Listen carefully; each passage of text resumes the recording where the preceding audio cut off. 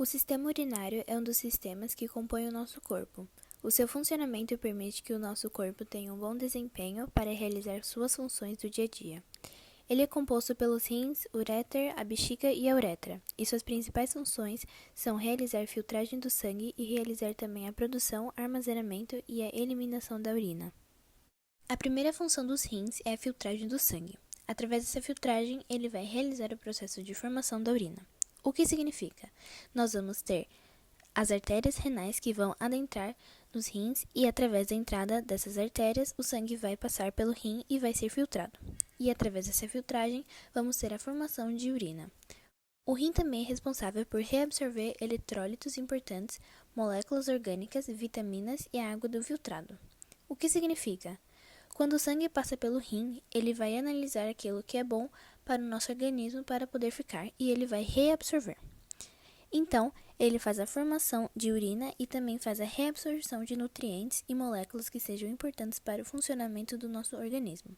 Da mesma forma, ele também vai excretar os restos metabólitos e substâncias químicas estranhas, que significa que o rim vai ver aquilo que é importante e vai reabsorver, e aquilo que não é necessário é realizado a excreção. Além dessas funções, ele também vai regular o volume, a composição e o pH do líquido. Ele regula o volume através do balanço hídrico, que registra a quantidade de líquido ingerido para regular a quantidade excretada. E a regulação da composição e do pH do líquido funciona quando ele neutraliza o excesso de ácido produzindo e lançado íons básicos no organismo. Suas funções são transportar a urina dos rins até a bexiga. Então, aquela urina que é produzida no rim, ela vai chegar na bexiga através dos uréteres. Vão funcionar como um cabo de passagem entre o rim e a bexiga. A bexiga é semelhante a um saco, então ela é formada pelo músculo detrusor e esse músculo vai permitir a capacidade de contração e relaxamento. A parte da contração, a urina é eliminada. A função da bexiga é realizar o armazenamento de urina. Então, o rim vai produzir a urina e os uréteres vão encaminhar essa urina até a bexiga e ela vai ser armazenada até que chegue no seu limite na vontade de urinar. E, por fim, a bexiga vai excretar a urina para a uretra. A uretra vai ter a função de eliminar a urina. Então, quando a urina ela é excretada da bexiga, ela vai sair ao meio externo através da uretra. O sistema genital masculino é composto pela bolsa escrotal, testículos, vias espermáticas, glândulas sexuais acessórias e o pênis. O pênis é um órgão copulador masculino. Ele possui tecidos esponjosos ricos em vasos sanguíneos, os corpos cavernosos do pênis e os corpos esponjosos do pênis. Os corpos cavernosos do pênis são formados por tecidos erétil, que se enchem de sangue durante a excitação sexual, fazendo com que ocorra a ereção do pênis, tornando-se possível o ato sexual. A bolsa escrotal. A bolsa escrotal é um órgão par, também conhecido como escroto ou saco escrotal. É uma bolsa de pele que se localiza abaixo do pênis. No interior dessas bolsas encontramos as gônadas masculinas, mais conhecidas como testículos. Nos testículos podemos encontrar milhares de tubos enovelados chamados de túbulos seminíferos, onde os espermatozoides são produzidos por meio da espermatogênese. As glândulas seminais, também conhecidas como as vesículas seminais, são encontradas atrás da bexiga e acima da próstata. Elas produzem um líquido alcalino que é lançado no ducto ejaculador e tem a função de nutrir os espermatozoides durante sua viagem em direção ao óvulo. A próstata tem aproximadamente 4 cm de diâmetro e se localiza abaixo da bexiga urinária. Ela produz uma secreção nutritiva para os espermatozoides que constitui entre 15% e 30% do esperma. Glândulas bulboretrais. Localizadas abaixo da próstata, também conhecido como glândulas de Cooper. Durante a excitação sexual, essas glândulas produzem um líquido alcalino lançado na uretra com a função de limpá-la, para que haja diminuição de espermatozoides danificados durante a ejaculação. Glande. Se localiza na extremidade do pênis, que é protegido por um prepúcio que deve ser sempre higienizado para eliminar as secreções de células epiteliais que se acumulam e causam mau cheiro. As ISTs são infecções que passam de uma pessoa para outra durante relações sexuais. São provocadas por bactérias, vírus ou parasitas que estão no sangue, sêmen e outros líquidos corporais ou à superfície, na pele e mucosas da zona genital. As mais conhecidas são HIV, AIDS, vírus do papiloma humano, VPH, clamídia, gonorreia ou blenorragia. O vírus da imunodeficiência humana é o causador da AIDS, que ataca o sistema imunológico e derruba o sistema de defesa do organismo. Sífilis.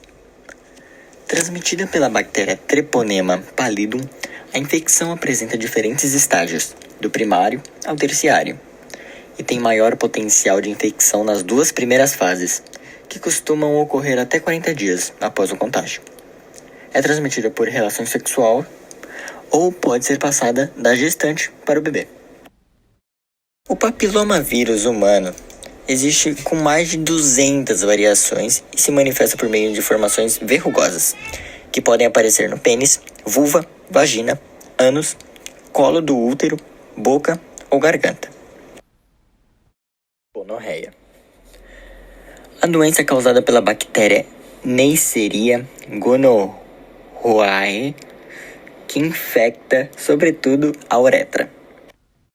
Hepatite B. A hepatite B é transmitida sexualmente e também por transfusão de sangue e compartilhamento de material para o uso de drogas, entre outros. Sistema genital da mulher. O sistema genital da mulher é constituído pelos órgãos externos, ou seja, pudendo e abertura vaginal, e internos, ovários, útero, tubas uterinas e vagina. E assim como do homem, produz as células reprodutivas e os hormônios sexuais. Além disso, no corpo da mulher, o sistema genital é responsável pelo desenvolvimento do embrião e também pelo nascimento do bebê no momento do parto. A vulva é a parte externa dos órgãos genitais femininos. Ela inclui a abertura da vagina, os lábios maiores, os lábios menores e o clitóris. Externamente é revestida também por pelos pubianos. A vagina é um canal muscular com cerca de 8 centímetros de comprimento que se estende desde o orifício vaginal até o colo do útero, constituindo o órgão copulatório da mulher. É por ela que ocorre a eliminação do sangue menstrual resultante da descamação do endométrio. As paredes vaginais apresentam grande elasticidade e contratilidade, possibilitando a saída do bebê durante o parto. Na vagina, aproximadamente a 2 centímetros da abertura vaginal, existe uma membrana mucosa perfurada e altamente vascularizada, que é denominada ímen, cuja função é proteger a entrada da vagina. O ímen apresenta um orifício central que possibilita a saída do fluxo menstrual e geralmente é rompido durante a primeira relação sexual, provocando ou não um sangramento, que pode variar em quantidade. O útero é um órgão musculoso que aloja o embrião durante a gestação. É formado por uma parede muscular espessa denominada miométrio, com grande capacidade de distensão. Seu revestimento interno é constituído por um tecido bastante vascularizado, chamado endométrio, onde o embrião geralmente se fixa após a fecundação. O colo uterino é a região inferior do útero que se estende em direção à vagina. Ao final da gestação, essa região se torna mais fina e macia, favorecendo assim o parto. Os ovários são 2 pequenas glândulas sexuais com cerca de 3 centímetros de comprimento, localizadas no abdômen à direita e à esquerda do útero. A sua função é produzir o ovócito secundário, ou seja, o gameta, durante o ciclo reprodutivo. Os ovários também produzem os hormônios estrogênio e progesterona. As tubas uterinas são 2 ductos com cerca de 12 centímetros de comprimento cada, que ligam os ovários ao útero. Quando o folículo maduro, que é situado na parede do ovário, se abre, o ovócito secundário é guiado pelas fímbrias para o interior da tuba uterina. As contrações musculares da tuba uterina, associadas ao movimento ciliar ondulatório do seu revestimento interno, possibilitam que o ovócito secundário siga em direção ao útero. O processo de fecundação ocorre no terço final da tuba uterina, que é próximo à região das fímbrias. Gestação. Depois da fecundação, a célula-ovo sofre sucessivas divisões até o momento em que migra da tuba uterina para o útero, fixando-se então neste. A fixação do embrião no útero denomina-se nidação ou implantação. A gravidez tem duração de aproximadamente 40 semanas, e durante esse período o corpo da mulher passa por diversas alterações, as quais possibilitam o desenvolvimento do feto. As consultas médicas e exames de rotina que caracterizam o acompanhamento pré-natal são fundamentais para verificar as condições de saúde da gestante e também o desenvolvimento do bebê. Além disso, no período da gestação, é importante que a futura mãe tenha uma alimentação variada e equilibrada. Cuidados básicos com a higiene e faça caminhada e outros exercícios físicos que sejam adequados. Fumar, consumir drogas ou álcool e usar remédios sem orientação médica são fatores de risco que podem causar graves problemas à saúde da mãe e também do bebê. Gestação. Depois da fecundação, a célula-ovo sofre sucessivas divisões até o momento em que migra da tuba uterina para o útero, fixando-se então neste. A fixação do embrião no útero denomina-se nidação ou implantação. A gravidez tem duração de aproximadamente 40 semanas, e durante esse período o corpo da mulher passa por diversas alterações, as quais possibilitam o desenvolvimento do feto. As consultas médicas e exames de rotina que caracterizam o acompanhamento pré-natal são fundamentais para verificar as condições de saúde da gestante e também o desenvolvimento do bebê. Além disso, no período da gestação, é importante que a futura mãe tenha uma alimentação variada e equilibrada. Cuidados básicos com a higiene e faça caminhada e outros exercícios físicos que sejam adequados. Fumar, consumir drogas ou álcool e usar remédios sem orientação médica são fatores de risco que podem causar graves problemas à saúde da mãe e também do bebê. Ovulogênese. A ovulogênese ocorre no interior dos ovários em pequenas bolsas que são denominadas folículos ovarianos. De modo geral, em cada ciclo reprodutivo de 28 dias, um número que pode variar, apenas um folículo amadurece, liberando a célula reprodutiva para a fecundação. Apesar de apresentar as mesmas fases e os mesmos processos de divisão celular, a ovulogênese é bem diferente da espermatogênese. Essas diferenças estão relacionadas ao tamanho do gameta feminino, às células que apresentam atividades funcionais, à duração e ao local de ocorrência do processo.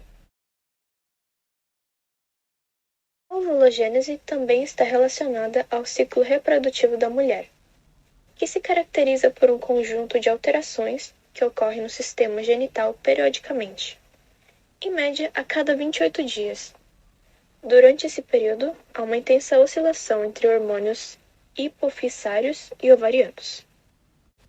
Métodos contraceptivos. Os métodos contraceptivos possibilitam que homens e mulheres façam seu planejamento familiar, ou seja, decidam se terão filhos, em qual momento e quantos serão. Existem diferentes tipos de métodos contraceptivos, e a escolha de qual usar deve ser orientada por um médico. Métodos de barreira, ou seja, são métodos que impedem que os espermatozoides entrem no útero da mulher. Primeiro, preservativo, ou seja, camisinha para mulheres. É uma bolsa de látex que deve ser inserida na vagina antes da relação sexual. Segundo, preservativo, camisinha também, porém para homens.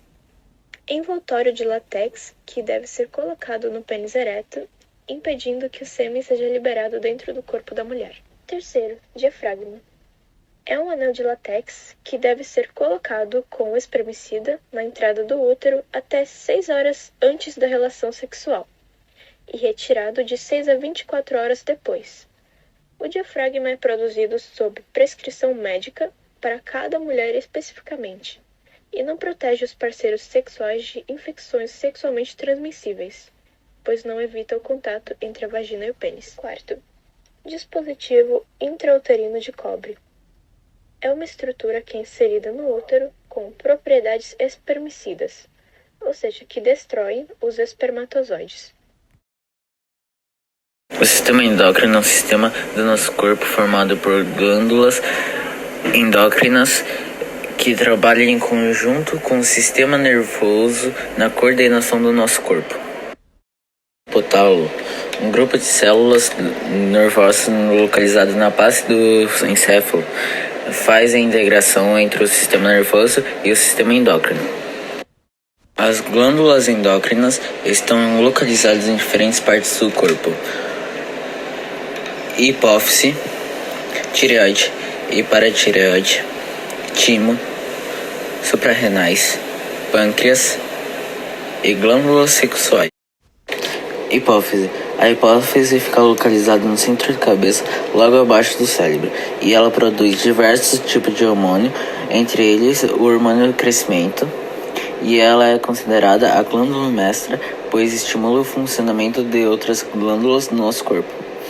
O excesso na produção de hormônio do crescimento causa o gigantismo, ou seja, o crescimento exagerado, e a falta desse hormônio provoca o nanismo.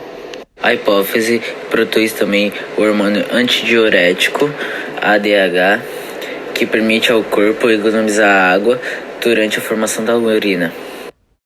Tireoide. A tireoide está localizada no pescoço e é responsável pela produção de tiroxina, que é o hormônio que controla a velocidade do metabolismo. A produção excessiva de tiroxina pode causar o hipertireoidismo, acelerando o metabolismo. Nesse caso, o coração bate mais rápido, a temperatura do corpo fica mais alta do que o normal, a pessoa emagrece por gastar mais energia. Já a baixa produção de tiroxina no organismo pode causar o hipertireoidismo, o metabolismo se torna mais lento. E nesse caso, o coração bate mais lento, o sangue circula mais lentamente, a pessoa gasta menos energia e as respostas físicas e mentais se tornam mais lentas. Tireoides. São 4 glândulas pequenas localizadas atrás da tireoide. Elas produzem o paradormônio, que é o hormônio que regula a quantidade de cálcio e fósforo no sangue. Timo. O timo está localizado entre os pulmões e produz o hormônio que atua na defesa do organismo do recém-nascido contra infecções. Renais. Ficam acima do rim e produzem a adrenalina, que é o hormônio que prepara o corpo para uma ação. Por exemplo, se uma pessoa se encontra em uma situação de perigo, as suprarrenais liberam adrenalina que chegam ao coração, acelerando os seus batimentos cardíacos, para que mais sangue chegue aos seus pés e braços, assim aumentando a capacidade de correr ou enfrentar uma situação. Pâncreas. É uma glândula mista, pois atua também no sistema digestório, produzindo o suco pancreático. Ele produz a insulina e o glucagon, que controla a glicose no sangue. A falta desses hormônios no organismo pode causar a hiperglicemia, que é a diabetes, ou a hiperglicemia. Glândulas sexuais. As glândulas sexuais são os ovários da mulher e os testículos do homem. Estimulados pela hipófise, os ovários produzem os hormônios estrogênio e progesterona, e os testículos produzem a testosterona. Eles são hormônios responsáveis pelas características sexuais durante a puberdade.